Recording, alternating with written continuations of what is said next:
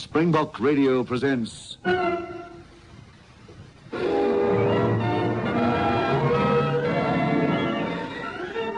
Inspector Carr Investigates.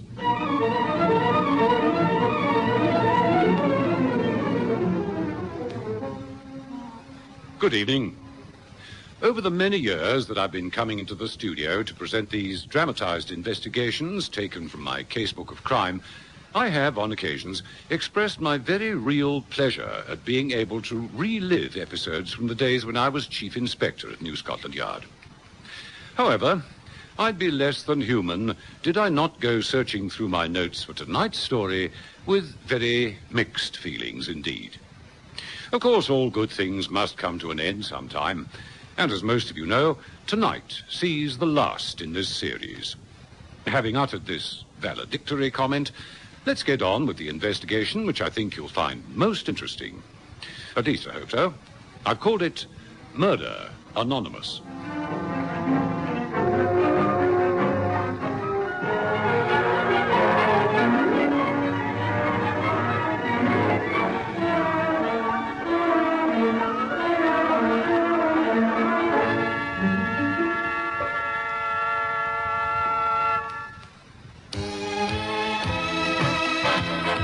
There must be a reason why, all over the world, Rothman's king size is offered with pride, accepted with pleasure. It's simply this: Rothman's extra length, finest filter, and the best tobacco money can buy give you true king size flavor. Rothman's king size really satisfies.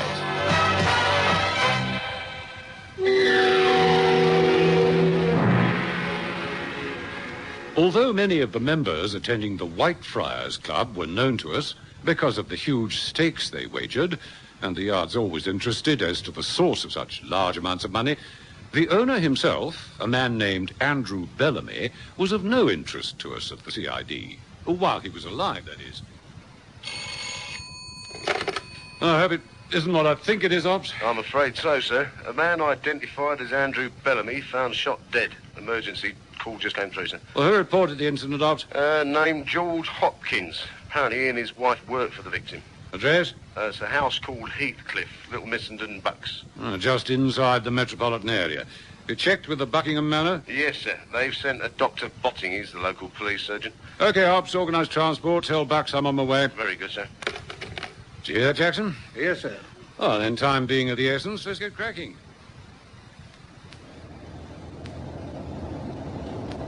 If their directions are correct, should be the next lane on the left. There is a signpost of some sort, sir. Oh, yes. It says Heathcliff. Must say the house looks isolated enough from here. We've got a reception committee, sir. Mr. and Mrs. Hopkins, no doubt. Oh, that'll be the local police surgeon's car. I assume he's inside with the corpse.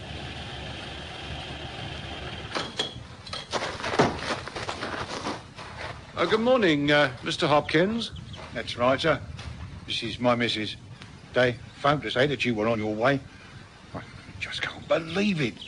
He was such a lovely Boy gentleman. gave me quite a turn, you see. I went to call him. My and missus... he- Well, I don't think there's any point in standing here. Let's go inside. Oh, by the way, my assistant, Sergeant Jackson. Take a look around the grounds, Sergeant. See if there's anything untoward. Very good, sir. Mr. Botting's in there, sir.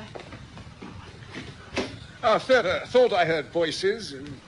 Chief Inspector Carr, I take it. Botting. Poor devil, shot right through the heart. Any idea of ETT? I hate to hazard an estimated time of death. Certainly several hours. Care to take a look at him? The victim's crumpled body lay in what must have been his study. Only when I took a closer look at the body did I realize that he was the Andrew Bellamy who owned the Whitefriars Club. Good heavens. So he's that Andrew Bellamy. You know him? Oh, not personally, no. His picture's been in all the glossy magazines, of course. How well do you know him, Doctor? Not frightfully well. Awfully nice chap. They tell me that the Whitefriars are a little too expensive for the likes of me. Besides, I only go to London when I have to, and certainly not at night. Pajamas, dressing gown, slippers? Well, he either interrupted the villain or he let the killer in himself.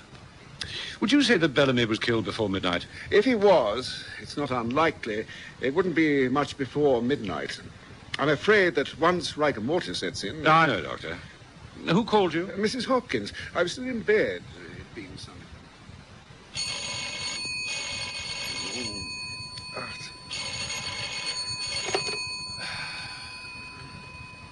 Hello, Dr. Botting. Oh, Doctor, it's Mr. Bellamy. He's been shot. Just a minute. Did you say that your employer has been shot? That is Mrs. Hopkins, isn't it? Oh, please come. George says he's dead. Well, I'll be right over. That's why I'm clear as I am. As soon as I walked into this room, it was pretty evident that Bellamy had caught it. While you were waiting, did you question the couple? Yes, I asked them if anything had been taken. They didn't seem to think so. Mind you, both of them are in too nervous a state to take any kind of inventory. Oh, fair enough. I need the bullet removed as soon as possible. No doubt your local chaps will cope. As soon as the body's removed at the Great Bissington Cottage Hospital, I'll let you have the bullet in a couple of hours. Thanks. Oh, excuse me. Carr calling operations room. Carr calling operations room. Do you read me? Loud and clear, sir. Andrew Bellamy. See if there's anything in records. I want to know his movements for the last few days. He has quite a reputation for being a ladies' man. Who his latest is, the lot. Very good, sir. Tell ballistics we hope to have the bullet in their possession within a few hours. Better work on it right away. Time's of the essence. Right you are, sir. Working on the principle that the person who first discovered the crime is always a possible suspect, I want George Hopkins and his wife Beryl checked out. Very good, sir. And get hold of Louis the Lip. I want that weasel to use his dirty ears. Find out what the big boys are saying once the news of the murder's made public. Could be a revenge shooting for a crooked gaming table, although Bellamy's reputation suggested otherwise. Right you are. Until X-Branch, time's of the essence. Out.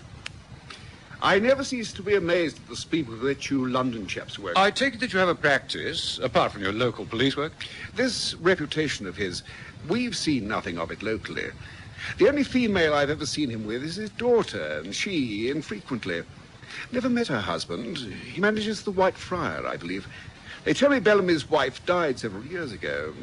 Seemed to lead a very quiet life. No parties to which the locals are invited? No such luck. Mind you, Andrew Bellamy is well liked. In fact, I was giving him lunch at our club in the hopes of persuading him to join. Keeps very much to himself, unfortunately. I'll tell you what. Would you be good enough to organise the ambulance while I question Mr. and Mrs. Hopkins? Oh, excuse me, sir. I can find no sign of entering, but it looks very much as though the killer made his getaway from the first floor. Oh? Show me. I'll see you later in the day, no doubt, Doctor, as soon as you've had the bullet removed. Right.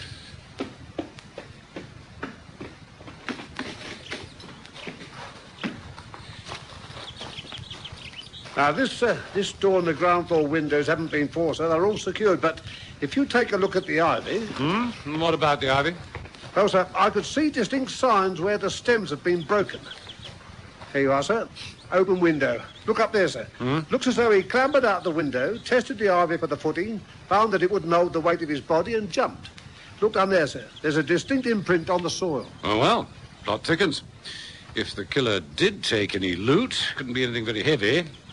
Much will depend on what Mrs. Hopkins has to say.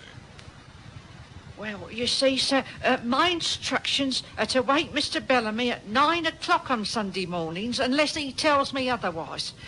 Of course, sometimes he doesn't get here until very late. That's if he stays in town on Saturday night. But, well, this morning I goes to wake him. Now, just a moment.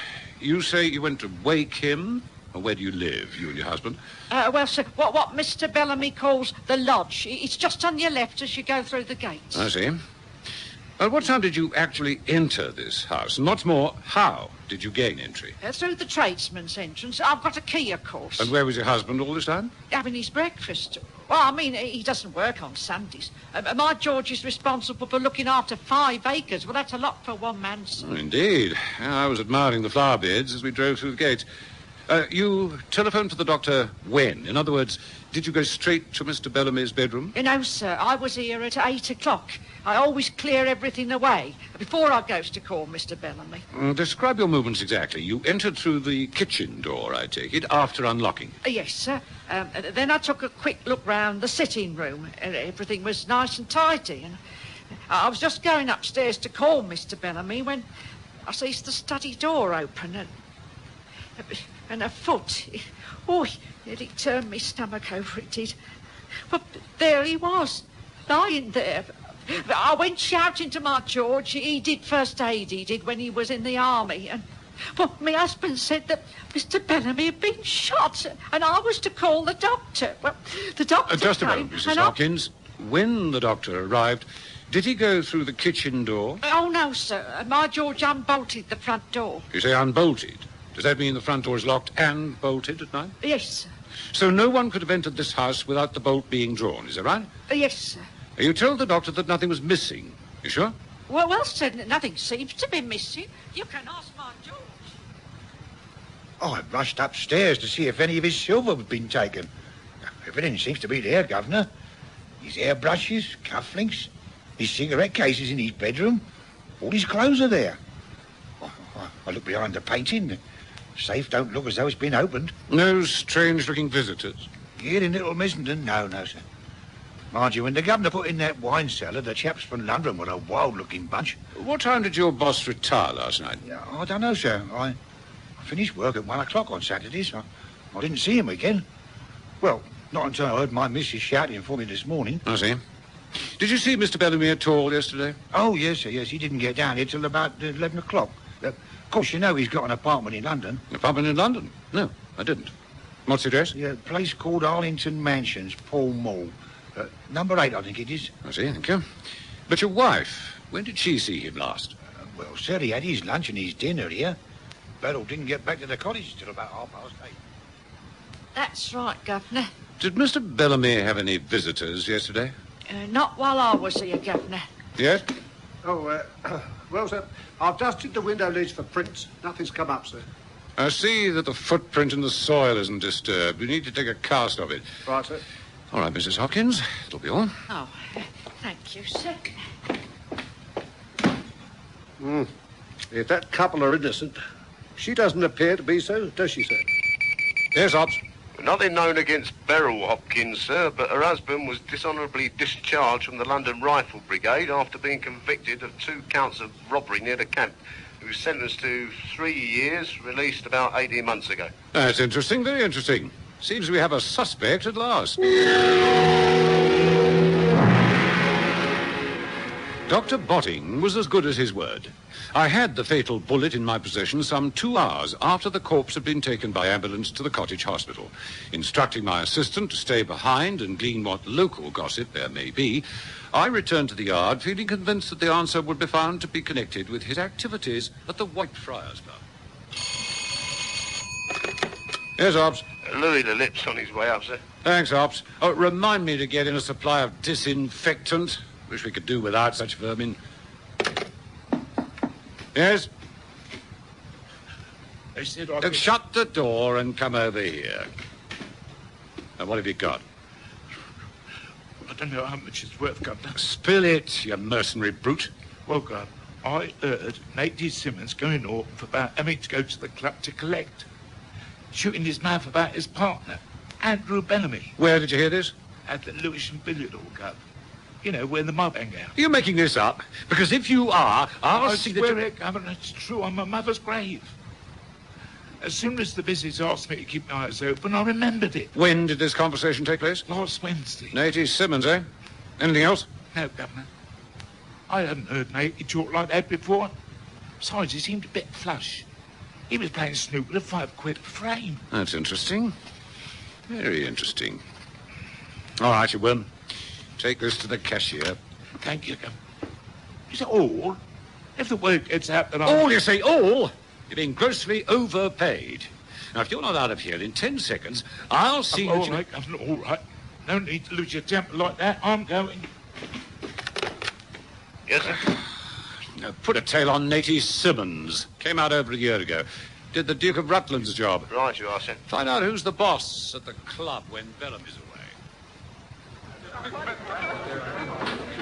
Isn't there somewhere quieter we can talk, Mr. Glover? Yes, of course, sir. If you follow me. Okay.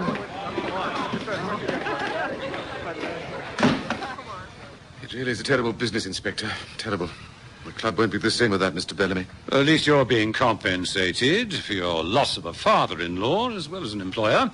I understand from the solicitors that the club becomes your property for as long as you remain married to his daughter. Were you aware of that? Yes, I was. You don't think I shot my father-in-law, do you? Without wishing to be offensive at this early stage of the investigation, I simply don't know, Mr. Glover. I can tell you this. Whoever the killer was admitted by the victim. And we believe that Mr. Bellamy was about to retire when someone rang the front doorbell. He was admitted, shot Bellamy, bolted the front door, and made his escape from the first-floor window. Trouble is, we don't know why Bellamy was shot. Must have been either an act of revenge or robbery.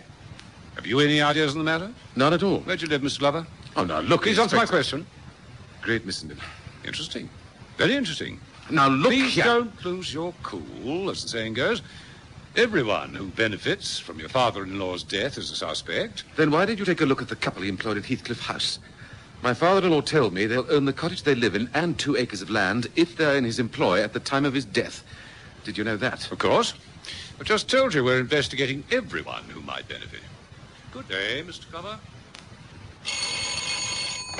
Yes, Ops. Nadie Simmons is in the clear, sir.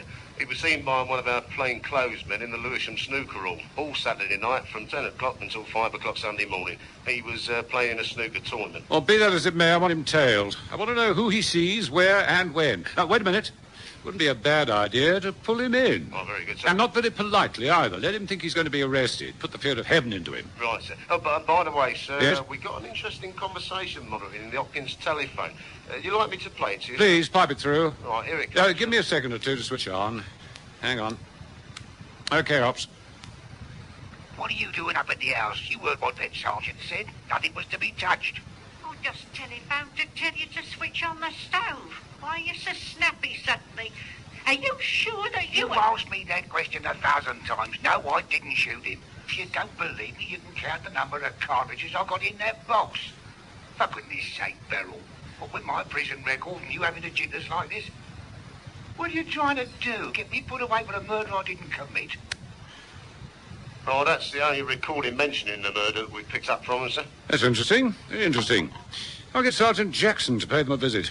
Okay, Ops. By the way, sir, Yes? this branch report that the subject was seen with Priscilla Kenworth on Friday night. They think she's his latest, and they've been seen about quite a bit. Well, that gives me an opportunity to talk to one of Britain's most distinguished actresses.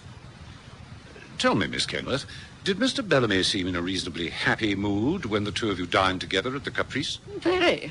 Although we did quarrel slightly. Or should I say that, Chief Inspector Carr? Am I a suspect? After all, for the last 4 weeks, we've been seeing each other a great deal, now that I'm resting between plays.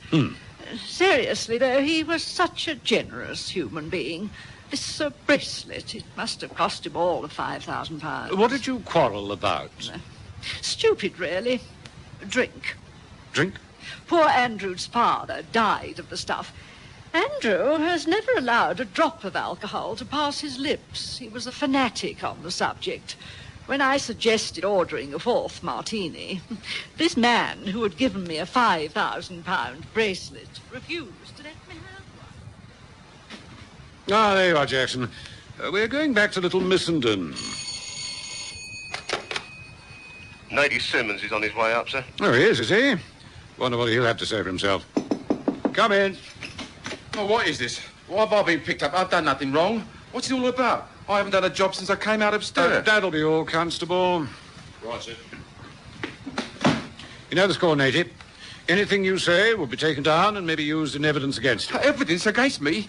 Do you mean I'm being arrested? When were you last in Little Missenden? Now, wait a minute. You're not pinning that on me. I've never been to Little Missenden in my life. Really fascinating.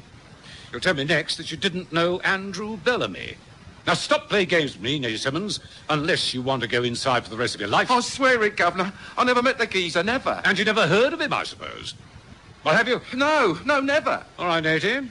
You can go for the time being, but don't try to leave London if you know it's good for you.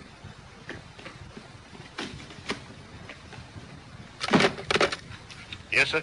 I want Simmons under surveillance night and day. An experienced jewel thief like that never carries firearms, but I'm hoping he'll lead us to the man who does. He's on his way down now. Very good, sir. By the way, sir, Yes? Priscilla Kenworth, she and the subject were seen together almost every evening since the play Breakdown ended. Divorced, 2 children at highly expensive schools. Experts believe that her new Rolls-Royce was paid for by Bellamy. Rolls-Royce, diamond bracelet, owner of race horses. Can all that money come from the Whitefriars Club? I think we'll have a look at his books. Now, really, Inspector, I've no objection to anyone taking a look at our ledgers, but why? You'll know all in good time, Mr. Glover. Don't you want your father-in-law's murder avenged? Of course I do. We issue a balance sheet every year, pay our taxes. What's that got to do with his murder? I don't know. I'm exploring every avenue, as they say in the classics. These 2 chaps are highly skilled at their job. Won't take them more than an hour or so. It didn't. When I emerged from the club's premises, I was convinced that Andrew Bellamy was a modern Jekyll and Hyde, that his expensive lifestyle was maintained not from the profits of the Whitefriars Club, but by dealing with leading figures of the underworld. All right, Jackson, let's pay that long-delayed visit to Heathcliff. What are we looking for this time, sir? Not for, Sergeant, at. I want to take a look at the wine cellar. I seem to remember seeing what seemed like a padlocked door underneath the stairs. Yes, sir. I assumed it led down to the coal cellar. Something's come through, sir. Carr, over. Agent 46 has reported that Simmons was seen to enter the house of Benny the Wolf. He's still in there, sir. Interesting. Very interesting. Benny the Wolf, eh? I thought he was still inside. Well, he came out a week ago, apparently, sir. Well, well, the plot thickens. For goodness sake, make sure that they don't lose sight of either of them. Very good, sir. Out. The gates are closed, sir. I telephoned Hopkins of our arrival. Ah, there he is. I think our friend knows more than he's let on.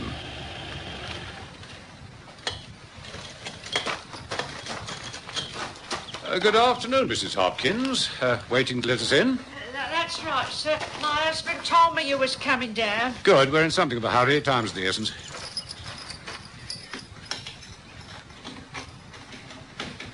Lead us to the wine cellar, Mrs. Hopkins. Oh, well, you haven't got the key for that, sir. Mr. Bellamy always kept them in his safe. Strange place to keep a key to a wine cellar. Formidable-looking padlock, that. Luckily, when I examined the contents of the safe, I thought the bunch of keys would prove useful to our investigation. Yeah, this looks the likely one. Do your stuff, Jackson. Huh, 2 locks, eh? Ah, here comes your husband. Have you ever been in the wine cellar, Mr. Hopkins? Oh, never, sir. Now, the boss wouldn't allow it. Said he had some very expensive rare wines down there, sir. All right, Jackson. Let's see what really is in the cellar. Very dark. Oh, there's the switch. Good. Let's have some light on the matter. Well, I'll be... There before our eyes was an array of precious stones and jewels that even the richest oil king would covet. In pride of place was the Duke of Argyle's priceless collection, for which robbery Benny the Wolf was sentenced to 5 years. The puzzle looked like being solved. So, Mr. Hopkins, your employer was a receiver of stolen property, was he? How'd you meet him? Oh, come on, man, I haven't got all day. Tell him, George. Tell him, otherwise they'll think that I told the mob that I was never going to do another job. That they asked me if I'd like to work for him. I'd heard about him, of course, but I'd never set eyes on him. I went to his flat in London. He told me he'd got a house in the country, needed a married couple who knew how to mind their own business. That's all, Governor, I swear. Really. I see. Car calling operations room, car calling operations room. Do you read me? Loud and clear, sir. Pull in Benny the Wolf. Search his place. The bullet removed from Bellamy's body was a .45. Yep. Well, Jackson, any joint? Very much so, sir. The station master at Great Missenden recognised Benny's photo at once. He must have walked to Little Missenden because the local constable was able to identify him too. Do the times fit? Yes, sir. Well, what with finding a recently oiled and clean .45 and the 2 eyewitnesses you managed to collect, the case is in the bag. I thought that the wine cellar would hold the key to the mystery. You see... Well, do you see? Why did I suddenly evince great interest in the wine cellar? Did you notice where I'd been given a clue? In fact, 2 clues. Not sure? Well, why did I become convinced that the solution to the mystery would be found in the wine cellar? Firstly, why a specially built wine cellar when the local doctor told me when I asked him? No parties to which the locals were invited? No such luck. Kept very much to himself. And yet his man, sir. Mind you, when the governor put in that wine cellar, the chaps who built it were a wild-looking bunch. However, it was that distinguished actress Priscilla Kenworth who really pointed to the importance of the wine cellar when she said... Poor Andrew's father died of drink. Andrew never allowed a drop of alcohol to pass his lips. He was a fanatic on the subject. So there it was, a specially built chamber to hide the fabulous loot stolen from some of the greatest collections in Britain. Benny the Wolf refused to supply us with the motive for the shooting, even after he was sentenced to life imprisonment. Obviously, he felt that the Duke, as he was known in the underworld, had double-crossed him. And that, I'm afraid, brings us to the end of a series which has been on the air since 1956. My one hope is that you've enjoyed these dramatized investigations as much as I've enjoyed presenting them. Bless you all. Good night. Inspector Carr, with Hugh Rouse in the title role, was written and directed by Michael Silver.